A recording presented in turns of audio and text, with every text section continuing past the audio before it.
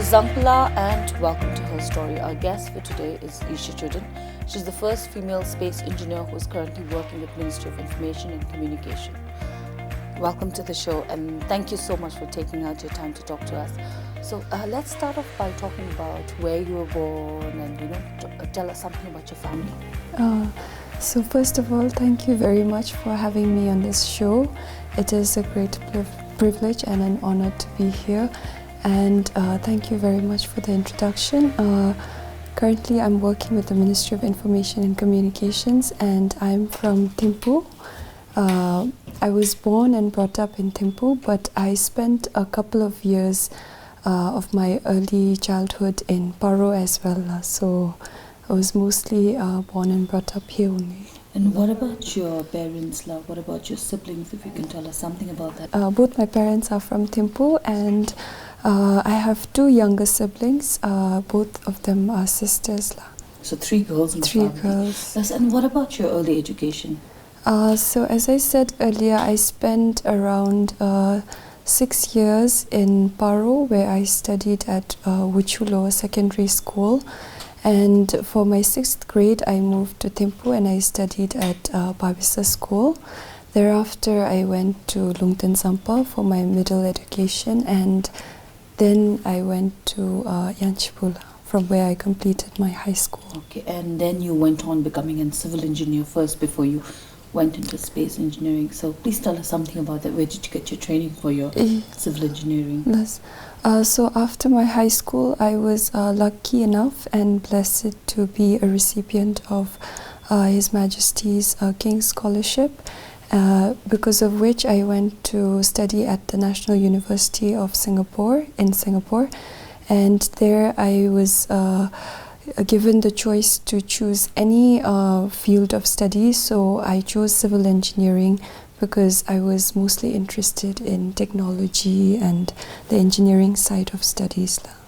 And then how did the space engineering happen? How was the whole journey? So after I graduated from undergrad, I came back to Bhutan and I wanted to become a part of the civil service. So I sat for the Royal Civil Service examinations in 2015, and I was selected to be part of the Ministry of Health's Public Health Engineering Division, and I was working there for the Rural Sanitation and Hygiene Program, whereby we used to go to the remote places in Tashiangzi, Tashigang, Wangdi to look after rural sanitation.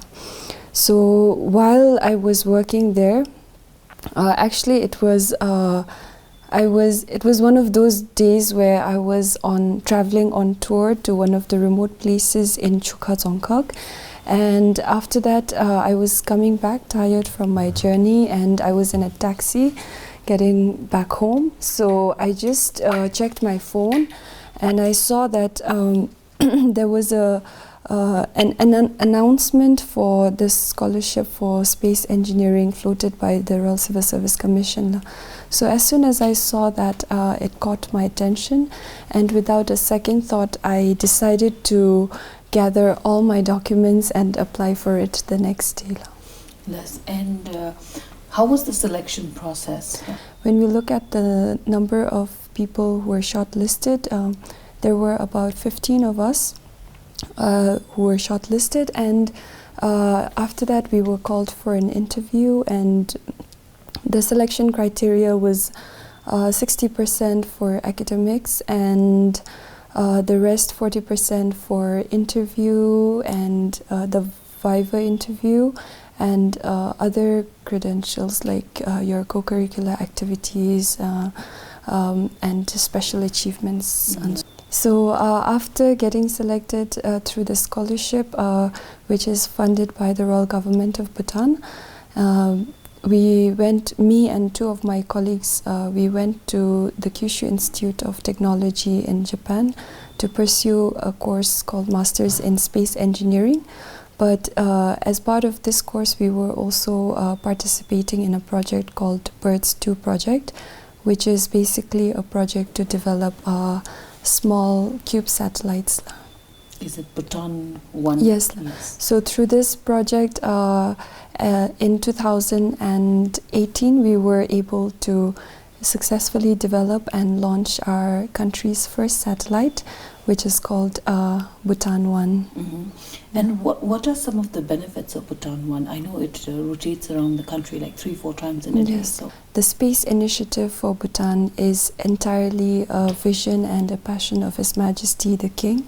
So we are very lucky enough to be part of this project and to be able to take His Majesty's vision forward. So basically, the whole project started as a capacity development initiative, because in Bhutan we don't have space technology yet, and we don't have people who know about space technology and sciences.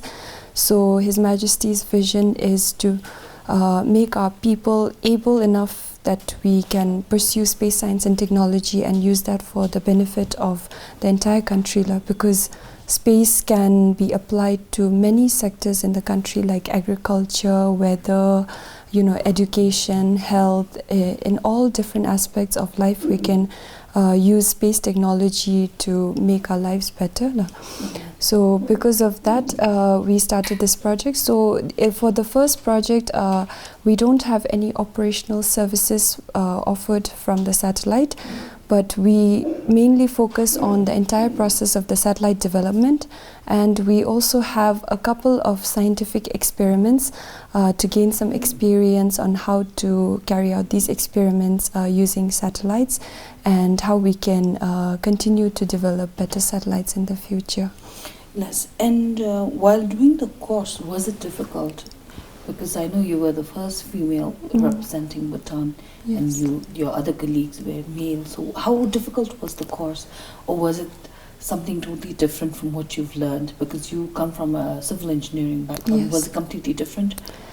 Yes and no, because yes, because it was completely different, because it's a whole new field of study for the entire Bhutanese population. So you wouldn't have anyone to go to and ask for advice or suggestions in technical terms. So we would have to do our own research, do our own homework, and try to gather the facts together. And no, because I had a little bit of engineering background before, so it was kind of like adding on to my engineering background. So I did basic engineering with civil engineering, so you study across all different fields of engineering. So when I focused on space engineering for my master's degree, it was an addition to what I had already learned. But of course, I learned a lot of new things through this course. Nice. And what do you think are some qualities, like especially for viewers, who want to pursue their career in satellite engineering? What do you think are some qualities that they need to have, or some certain interests that they need to have? So, first of all, I think the quality that I would think is the most important would be to have a passion for asking questions and being curious. Because when we talk about space, we are questioning our own existence, the beginning of this universe, how the laws of nature function, how many galaxies are there out there. So you have to have an inquisitive mind to be able to have a career in space. And other than that, I think you just have to be interested in sciences and mathematics and the physics, because everything that's out there is functioning according to the laws of physics. So that would be a plus point. And is there anything interesting you remember while doing the course? Like any interesting stories or any interesting events? So the whole journey itself was very exciting for me personally, because first of all, it was one of its kind, and the very first one for the whole of Bhutan. So it was a very new experience, and I, being a very adventurous person, for me that really gave me a lot of energy and a lot of food for thought per se. And through the while doing this project, we were going through a lot of new experiences, so it was in general very interesting. But one of the most memorable moments or times from this project would be that one time when we were ready to send off our satellite to the launcher. So we were working on that small satellite for a couple of months or a year by that time. So when we were ready to send this off to the Japan Aerospace Exploration Agency to be launched, it was a bittersweet kind of feeling. Wow. Because we were really proud that we could develop something like that out of scratch, but we were also very anxious whether, how it will function in space, whether it will be able to launch successfully. And we were also very emotional because we were sending off something, and by the nature of our satellite, it is not going to come back into Earth anymore. So we had to say our final goodbyes then. So that was the most memorable. And tell us something about the launch. So the launch was basically done from the US in Florida, and the launch vehicle that we used was one of SpaceX's rockets called Falcon 9, and it was launched on 29th June of 2018. At the same time, you also interned in Vienna. Yes. So how was the experience? So the internship in Vienna, which was at the United Nations Office for Outer Space Affairs, it's shortly called UNOSA. It was a personal passion of mine, because when I first went to Kyushu Institute of Technology, being the first few people from Bhutan entering into the space industry, there were a lot of things that we did not know, and a lot of questions came to my mind. And one of the most fundamental questions that always stuck with me is, how can we make our space program sustainable, something that we can do for a really long time, something that we can keep on developing year after year? Because in most of the countries where space programs have started, it has receded after the first project, or there hasn't been so much activities going on after that. So it was a fundamental question that really occupied my mind. So in trying to find answers to that, I met Professor Dr. Werner Bollock, who was working at UNOSA then. He came as a visiting professor to my university. So my supervisor, he told me, when I asked him all these questions, like, who are the players in space, what's going on in space right now, what should we do to make space sustainable in Bhutan and all, he told me, you should ask this person who's coming to visit us. And then, rightly so, I asked him, and he gave me a lot of information about the space industry at an international level, at a global scale. So as much as I wanted to be a technical person, knowing about all the subsystems inside the satellite, I also felt that as the first few people in this field, we need to have a holistic idea of the space industry, not just from the engineering point of view. So because of that, I wanted to expand my knowledge about the space industry. And then I approached a lot of people at the United Nations Office for Outer Space Affairs, and I told them genuinely how much interested I am in learning about space activities and at an international level.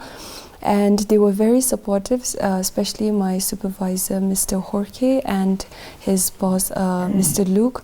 they were very supportive, and I was very lucky enough to get through all the very competitive the selection process, and I was finally granted an internship. However, all UN internships are unpaid, so I paid for it myself because I felt that it was an investment worth it. And then I spent about 3.5 months in Vienna. And during that time, I specifically worked on looking at Bhutan and our development goals from a space point of view. And in particular, I tried to analyze our current 12th five-year plan from a space filter. So, for example, in the Ministry of Agriculture, they have key performance indicators, like they want to measure the volume of rice produced this year, or the volume of maize crops produced. So, through my study, I found out that even in the 12th five-year plan, there are almost around 63 key performance indicators that can be enhanced with the use of space science and technology. So Bhutan has a lot of potential for space applications. You said you were paying for your internship in Vienna. So who was supporting you? Was it yourself? Was it your parents? Or I just made this logical calculation in my mind, saying that whether I stay in Japan or in Vienna, I'm still getting paid a monthly stipend from the royal government of Bhutan. So I thought I will use that, and I don't need any additional funds to support myself in Vienna. So I used my stipend from the scholarship to fund for my stay. And what about your family? Were they very supportive through all your endeavors? Yes. In fact, I would like to take this opportunity to thank all my relatives, especially my grandfather and grandmother, for being really supportive and encouraging since I was born. Because I used to spend a lot of time with them even when I was a child, and they are the two people who have instilled in me all the values that I have, instilled in me all the little knowledge that I have right now, and more so, they have instilled in me the confidence and the belief that I can do something for the country. So my grandfather always tells me that even if you can't do anything for yourself, you should at least do something for the king, country and people. Yes. After your internship, so what was your plan next? So after the internship, my internship was still part of my master's program, because in my master's course, if we do internships, then we can earn a few credits which goes to the master's degree. So I did that for 3.5 months, and then I went back to my master's course in Japan, and I completed my master's degree in March 2019. So then after that I came back to Bhutan. And then you straight away joined the Division of Telecom and Space? Yes, because before going to Japan, we were already transferred to that division right after we were selected for the scholarship. So right after we completed our studies, we were also back again. All three of you work together right now? Yes, all three of us. And what are some of the future projects that you all have there, other than the one, So we have a lot of exciting projects on the way, and because we developed a very small satellite in the beginning, which was mainly focused on capacity development and gaining experience about satellite development. Now our future is to develop bigger satellites which can do more and offer operational services to the entire country. While you were pursuing a career in satellite engineering, were you married? Are you married? Yes. So previously I was dating my husband, and right after I got selected for the scholarship, I went to Japan, and after a few months he joined me in Japan as well, because he also got another scholarship to pursue his master's degree, and both of us, we were back to being students again. Oh, wow, a whole new experience Yes. altogether again. When you travel and all that, are there children asking you questions? Or because they must be very curious. Yes. So did you have any? I didn't meet anyone asking me personally, but I got a couple of questions on Facebook through Messenger. So there were some students from different parts of the country, and basically they were really curious and interested in learning more about what we were doing, and especially about our first satellite, Bhutan 1. So they were asking questions like, what does this satellite do? What is it used for? And how was your experience while you were doing this project? And also, I received a couple of questions. Yes. I read online that it was not a really big satellite. It was kind of small. So how long did you all take to work on that satellite? So the satellite by size itself is a 10 centimeter cube, so it's called a CubeSat, and there's a standard for that in the international community. But because it's very small, so sometimes we joke and we say it's the CuteSat. But basically, although it was a very small one, we took about almost a year plus to develop that, because we had to build it from scratch, design it, and decide what kind of missions it will have. And even when you send a satellite to space, the space environment is quite different from what the environment here on Earth. So up there, it's extremely hot or extremely cold very frequently, and it's vacuum, and the satellite has to survive all these extreme conditions. And also the satellite, although it's a very small one, has to survive the launch, because the launch, being in a rocket, there's a lot of vibrations and a lot of velocity. So the satellite has to go through all these tests, and because of that, we took almost a year plus. I think I would just like to clarify here that the first satellite, although we got a lot of enthusiasm and excitement from the whole country, we got a lot of likes and comments on Facebook, everyone congratulating us. So I'd like to thank everyone for being so supportive and being so encouraging. This gives us more motivation to do better in the future. But I would also like to clarify here that the first satellite itself was not designed for any operational service.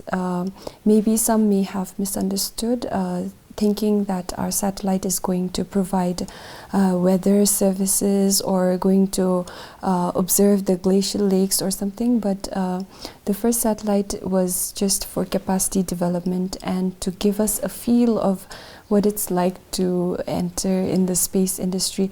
But nevertheless, the first satellite has also done a lot for us, in the sense that it has literally changed Bhutan from a non-spacefaring country to an emerging space nation. So now we can proudly say that we also have a satellite, and we are also a spacefaring nation. And can we expect any more satellite from the division of telecom? Yes, definitely. So we are always looking forward to that, and we will do the necessary research and consultation with relevant stakeholders. And sooner or later, we will be looking forward to the development of bigger satellites which can offer operational services to the country. So, I know you're married, so do you plan on starting a family soon? Currently, so just to make myself clear, I am 25 and will be turning 26 this year. So I still have, from the biological clock point of view, I still have a couple of years more to serve. So my first priority is my service, and that's also a shared perspective from my husband, because he says that the country has invested so much in making us who we are right now, and especially His Majesty the King for bestowing so much love, care and affection towards me personally. So because of that, my first priority right now is my career, and I'm very lucky to have a husband who also encourages me in this line. Yes. The whole space initiative, as I've said earlier, is a vision of His Majesty the King.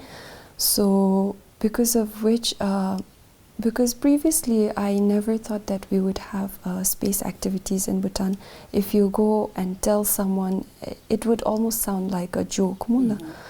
But because of the support and love that we have received from His Majesty the King, we are able to do things which we never thought we would be able to do. So I would like to, with due respect, thank His Majesty for being so supportive and always there for the young people, and because of which we get this confidence and this motivation, thinking that even if we do dream, our dreams do come true because of our King. Yes. And any final word from you for our viewers, especially the young minds who are watching the show who wants to follow your footsteps? I don't have any particular words to share, but basically I would like to just encourage everyone to follow your dreams and to be really passionate about something, and just to give direction. Technology is the way forward, so if you are interested in technology, please do continue to pursue it, and the future is really bright in that direction. Yes, thank you so much for taking out your time and talking to us. Yes, thank you so much. Thank you very much for our viewers for watching this program. But just before we wind up, let's go to our favorites.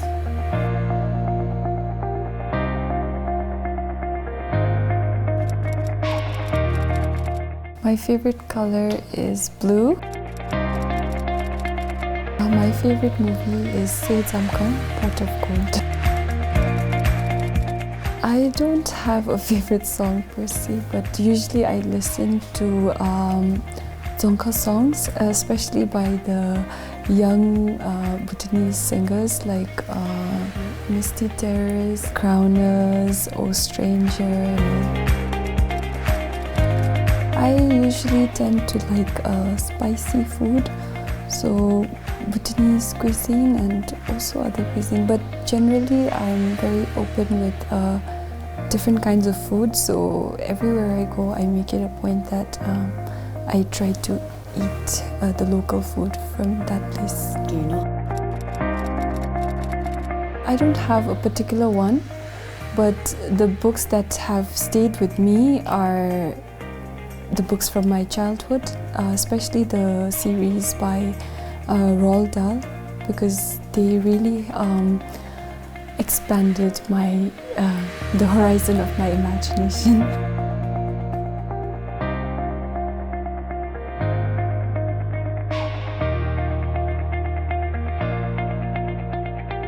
Would you rather find your true love or a suitcase with $5 million inside? I think I would go for true love, because nothing can be traded for love. Would you rather never lose your phone again or never lose your keys again? I think my phone, because that's where I do most of my work. Would you rather know the uncomfortable truth of the world or believe a comforting lie? The uncomfortable truth. Why? It's good to know the truth, I guess.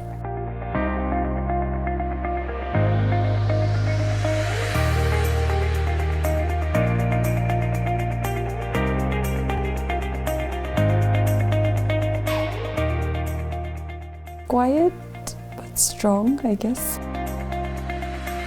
Collecting Dzongkha petams. So even I have a page on Instagram called Dzongkha Petams.